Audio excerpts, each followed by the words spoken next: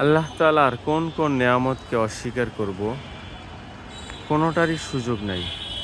দেখুন, একটি গাছে কয়টা ভুট্টা হয়েছে দেখেন।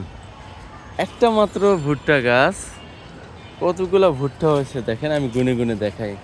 এক নম্বর, একটা, দুইটা, দুইটা, তিনটা, তিনটা, এই হলো চারটা, পাঁচটা, ছয়টা, এ হলো সাতটা, এটা হলো আটটা।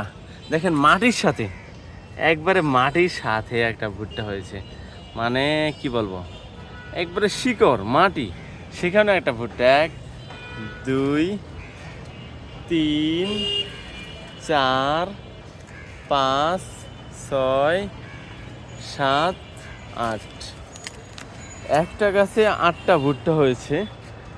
এবং এই হলো আরেকটা মেইন, অনেক বেশি ভুট্টার একটা গাছ। তো এরকম প্রত্যেকটা গাছই একাধিক হয়েছে। আসলে সত্যি আল্লাহ তাআলার অপরূপ সৃষ্টি, যা কোনোদিনও আসলে শুকরিয়া আদায় করে শেষ করা যাবে না।